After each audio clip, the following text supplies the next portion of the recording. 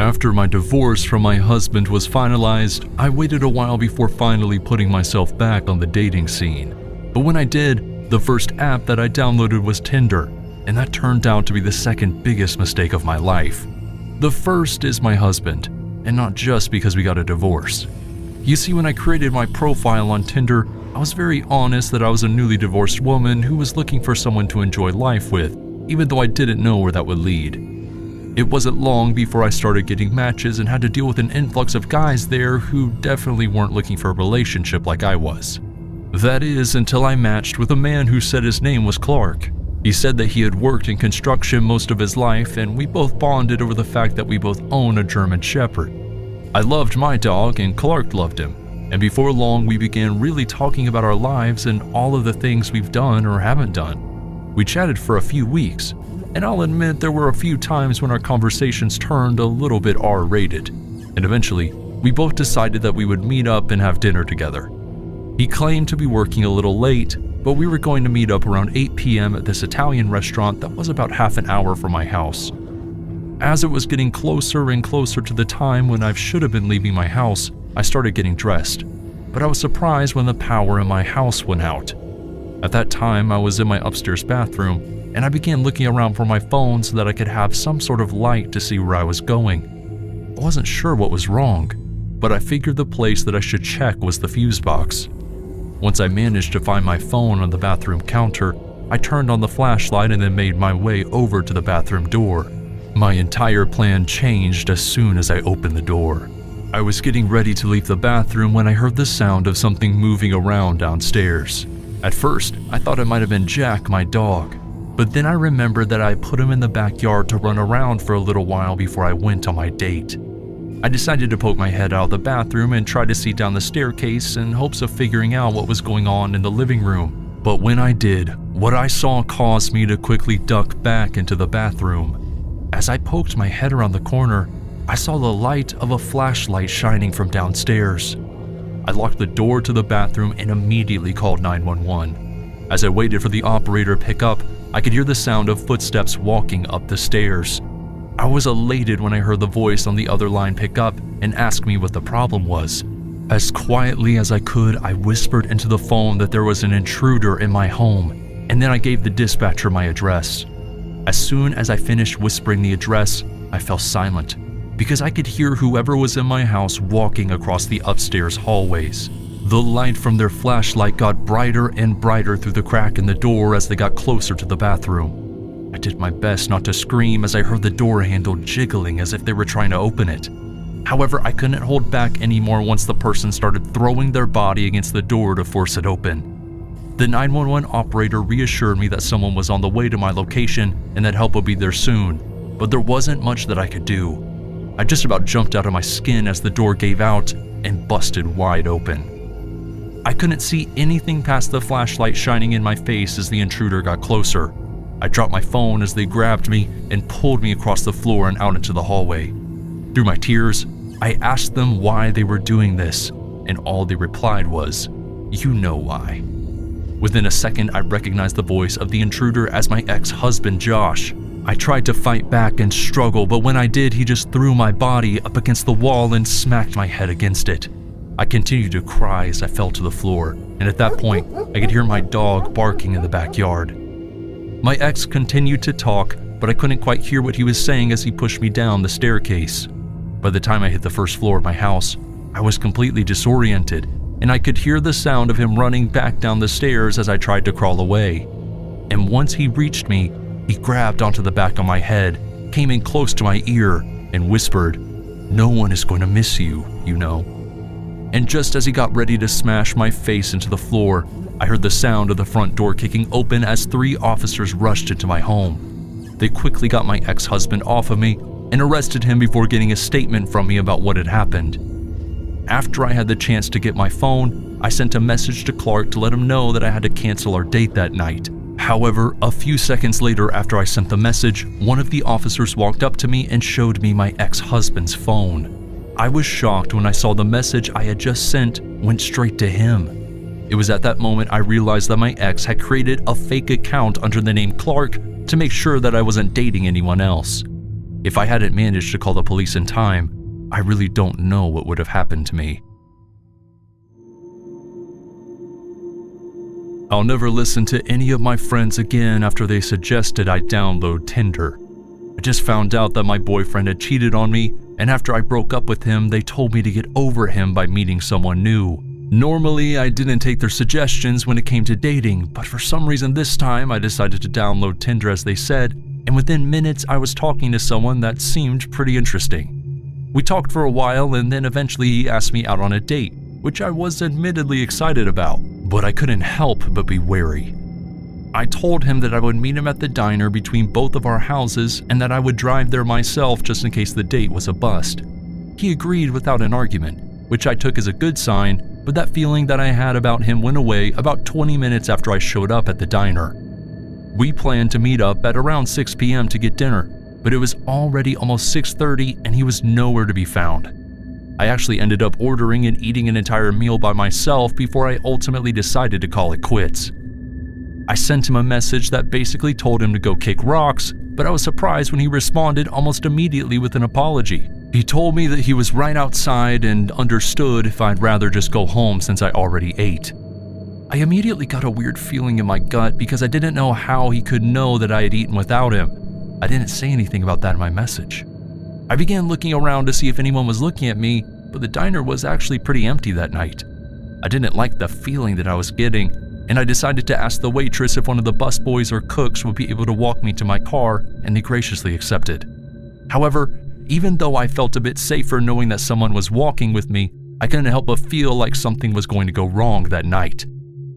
We walked out of the diner and I pointed out my car as we looked around to see if there was anyone outside. We couldn't see anyone though, so I began making my way over to where I was parked, and about halfway to my car, I thanked the cook that walked me out and I told him that I was fine from there. He told me that he would wait by the door until I pulled out of the parking lot, and I'm forever grateful that he did.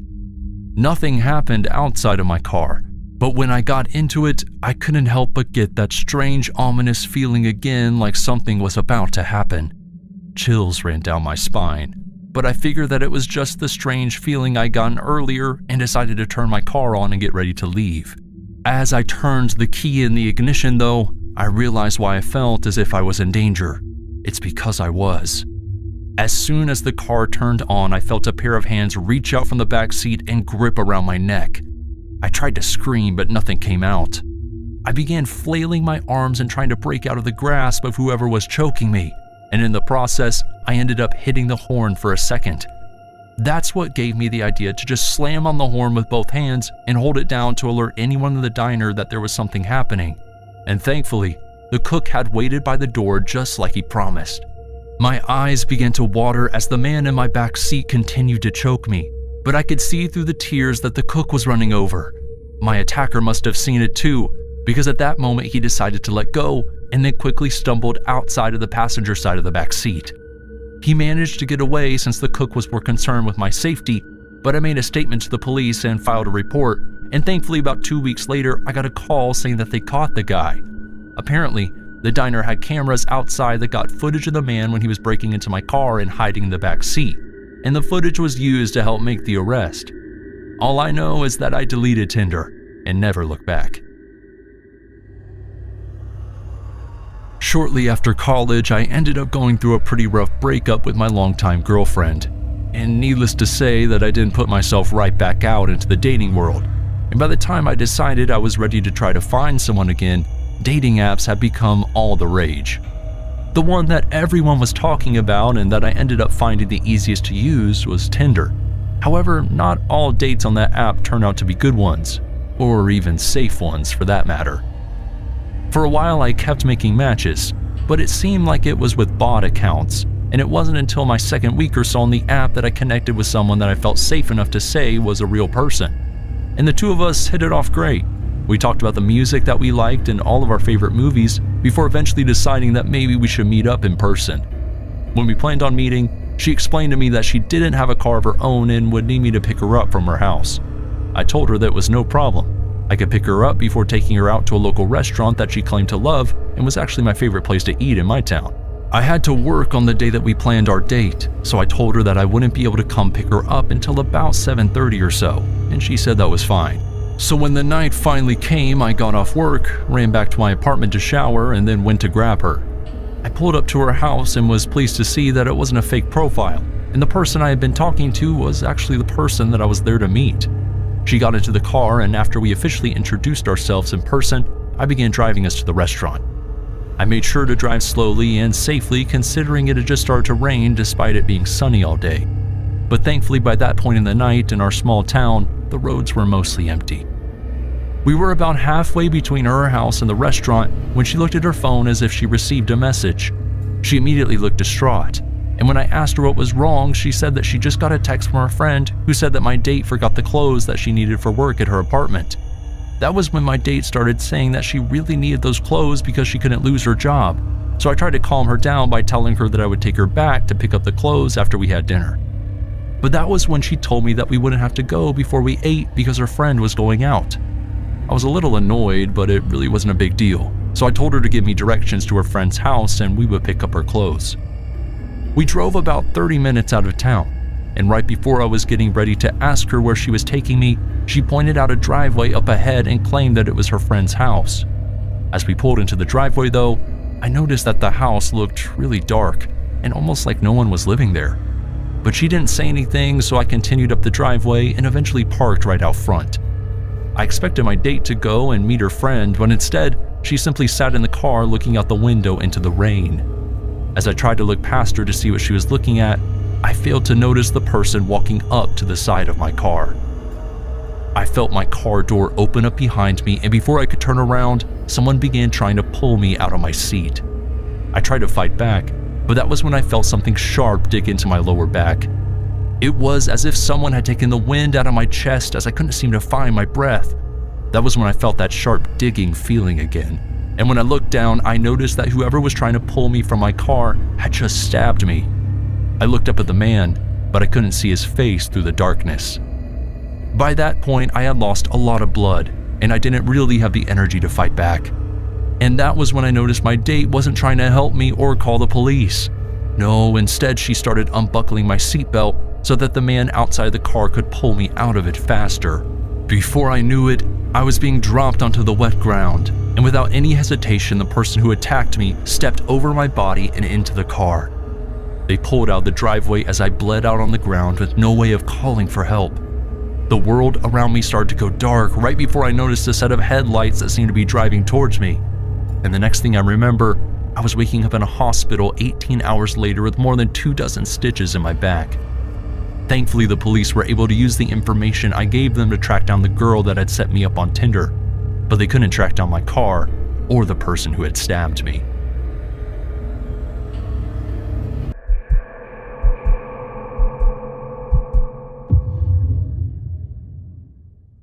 Sometimes traveling isn't all it's cracked up to be. In fact, I actually ended up getting into what I would probably call the scariest situation I'd ever been in throughout my entire life while I was spending the last week of my cross-country trip in Florida. I had managed to travel from Connecticut to Oregon and then back to Florida without any problems, so I figured that I could really relax and enjoy myself a bit since I was at the end of my trip. The last city that I stopped in before heading back home was Tampa, Florida. And on the first night there, I ended up finding a really nice seafood place on the boardwalk right along the ocean. That was when I started talking to a couple of guys who said that they were fishermen and actually caught most of what the restaurant was serving. We got to talking and I told them what I had just spent the summer doing, and eventually we started talking about work. I explained to them that I was in the financial department of a small company back in the town where I'm from. I also explained to them that I used to fish all the time, but sadly had never been deep sea fishing even though I've always wanted to go. Surprisingly enough, they actually invited me to go out with them the following morning and spend the day on the water. Now normally, I never accept an invitation like that from people that I didn't know, but if there was one thing that I thought I learned throughout my traveling, it was that sometimes you need to trust people to get the best out of your experiences in life. The following morning, I made sure to be up at 3 a.m. to meet the two fishermen out on the docks, and by the time I met up with them, the sun was just beginning to peek out over the horizon. We made our way out onto the water, and in less than an hour we couldn't even see the shore. We were surrounded by the open ocean, and for a while, I couldn't have been more ecstatic. However, after another hour or so of cruising, I ended up asking one of the men where we were going to be fishing and what sort of catches I should be expecting. But instead of giving me a direct answer, one of them just responded by saying, "You'll see," which made the other one chuckle a little bit. I decided not to ask any more questions, and instead, I began walking around the boat checking out any fishing gear that I came across, which was when I noticed an apparent lack of any.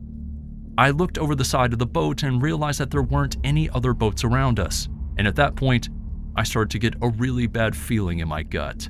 I turned to head back to the two fishermen, but was surprised to see one of them standing right behind me. Before I could say anything, he grabbed me by the collar and said, "Come on, we need to talk to you," before he dragged me across the boat.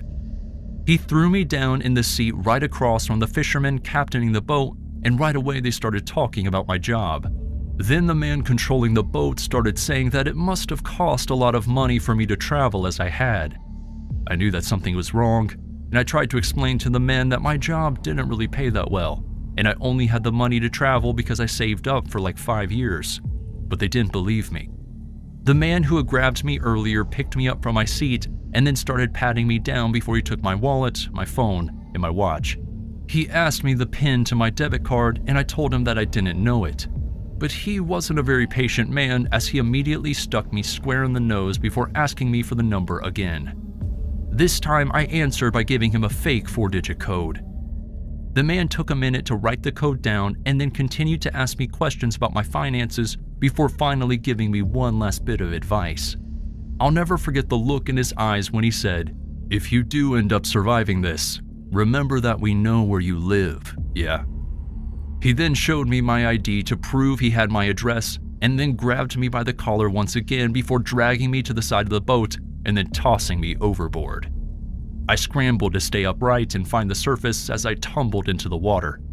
I gasped for air as soon as my head breached the surface and watched the fisherman who just robbed me continue sailing away. The first few minutes in the water were the worst because I was trying to fight the immediate panic of not knowing where the land was and having no way of contacting anyone for help. As time passed, I was able to calm myself down, but every couple of minutes, every time I remembered the situation I was in, I couldn't help but freak out a bit. I floated there for hours as the sun rose and then crossed over the sky. At a point, I noticed that it was starting to head back down, and I knew that if I wasn't seen by a ship before dusk, there was little to no chance of anyone finding me that night. Thankfully, as I was just about to give up hope, I noticed a shimmer in the distance that turned out to be a different fishing boat heading back to shore. I began flailing my bright yellow shirt around in hopes of them being able to see it, and to my surprise, they began heading right toward me. It was a 1 in a million chance, but I couldn't have been more grateful when the boat managed to pick me up. They brought me back to shore, and I immediately went to the police station. After reporting the incident, they told me that they would let me know if they turned up anything, and then call my sister, who was gracious enough to drive to Florida, to pick me up. When I was 24 years old, I went on a solo road trip from Arkansas to Canada. Traveling from the southern United States all through the northern states and then into the beautiful country of Canada is something that I will gladly never forget. The way back is an entirely different story though, and I would give almost anything to forget the night of the trip when my tire popped. It started as I made my way out of Minnesota on my way to Arkansas. I was crossing state lines when I heard the sound that I had dreaded hearing on my entire trip, the sound of a tire popping. I was driving down one of the side roads that ran separately from the highway when I heard the booming sound of the tire popping and slowly pulled off to the side of the road. I sat in the driver's seat lamenting my situation as I remembered that I didn't have a spare tire to quickly swap it out for. I looked at the clock in my car and saw that even though it was dark, it was only 7:25 p.m., and I decided that it was still early enough for me to ask for help. You see, this was around 2001 when not everyone had a cell phone yet, and I was one of the few who didn't have one. This meant that I had to figure out how to get help the old-fashioned way by knocking on someone's door. I got out of my car and looked down the road ahead of me and then behind me, and I noticed what looked like a gravel driveway down the street in the direction I was coming from. I made sure that the car was locked and then began walking in the grass that lined the side of the road as I made my way over to the driveway that I had seen. As I got closer to the entrance, I just hoped and prayed that someone was home, and to my joyous surprise, I could see a house far down at the end of the driveway with a light on in the front window. I started making my way down the driveway, but almost as soon as I stepped on the property, something in the back of my head was telling me to turn back. I tried to shake the feeling off as I continued up the driveway, but I couldn't help but look into the dark woods around me that sat on both sides of the path. Even though I couldn't see anything, it was like I knew that there was something out there. I decided to pick up the pace a little bit as I got more and more on edge, and I quickly made my way to the front porch of the home and then up the stairs. I knocked on the door and then took a step back, hoping that someone would come to the door, but no one did. After a minute, I knocked again, but this time my knock was followed by the sound of leaves crunching to my left. I looked over toward the woods where the noise came from as I waited and hoped for the front door to open, but it never did. I kept looking in the direction of the noise, and through the darkness, I could swear that I saw someone standing. I took a step back as my eyes tried to adjust to see the figure standing in the trees better, but I couldn't see a thing. My breathing grew heavy as I tried to calm myself down, but eventually I couldn't take it anymore and ended up heading back to my car. I kept looking over my shoulder with each step that I took, but I couldn't see anything. I made my way out onto the road and then back to my car as fast as I could, and once I was safely inside, I made sure to lock the door and turn the lights on so that I could see better. I sat there anxiously watching the rearview mirror, wondering if I was going to see what had been following me before, and to my horror, I saw it. Standing about 20 feet away from the car, illuminated by the brake lights, I saw the shadow of what looked like a man that was walking toward me. I began to panic as I tried to consider if I should drive and potentially ruin the rim of the car or not, but thankfully, I didn't have to. As I tried to figure out what to do, I looked back into the rearview mirror, but was blinded by a pair of headlights that were coming down the road. To my surprise, the other car stopped about 10 feet ahead of me and leaned out of their window asking if I needed any help. I asked them if they saw anyone standing behind my car, and they sort of looked at me like I was crazy, but then they told me that they didn't see anything. I ended up explaining my situation to them, and they were nice enough to sell me the spare tire that they had in their car for $20. They even held a flashlight for me as I changed the tire. Needless to say though, despite the amazing hospitality from that stranger, as soon as I was able to drive away from that area, I did. My friends always used to make fun of me because I was what they called a cheap traveler, mainly because I preferred to stay at motels rather than hotels. They used to tell me things like, it's not safe for a girl to stay in motel rooms by herself, but I just found them to be less expensive for basically the same amenities. However, I did eventually learn that sometimes when you're traveling, it's better to spend a little extra money on a hotel just for safety purposes alone. You see, I was on my way back to Texas after visiting some family in New York, and I decided to drive so I knew that I had a long trip ahead of me. On the first night of the drive, I ended up staying at a Red Roof Inn that was located in Kentucky. My first night at the motel wasn't bad at all. I got in about 8:50 and ended up taking a shower with surprisingly hot water and then passed out shortly after. The first bummer of that leg of my travels was when I woke up the next morning and saw that it had snowed a lot overnight and I wasn't going to be able to get on the road that day. The first thing that I did was head over to the front desk so that I could extend my stay for another night. As I made my way there, I saw a disheveled-looking man who appeared to be homeless. I remembered him as I was extending my stay, and before leaving the office area, I poured a cup of coffee and walked it out to him as I made my way back to my room.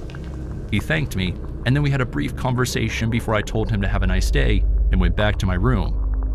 As I sat in my room, I thought about his situation and about how cold it was outside, and I figured that I had saved up enough money on the trip that I could spring for another room. I went outside to find him to see if he would want me to get a room for him so he could get warm and stuff, but I couldn't find him. Over the next couple of hours, I kept looking outside for the man, but he was nowhere to be found, and eventually I stopped looking. As the day dragged on, the snow piling up on the roads wasn't getting any better. I looked at my phone and saw that there was a grocery store about 5 minutes away on foot, and I decided to take the walk to get something to eat for the night.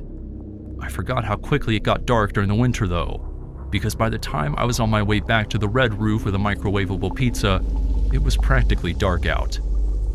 I made my way to my room, and when I unlocked the door, I noticed that there were dirty boot prints on the carpeted floor.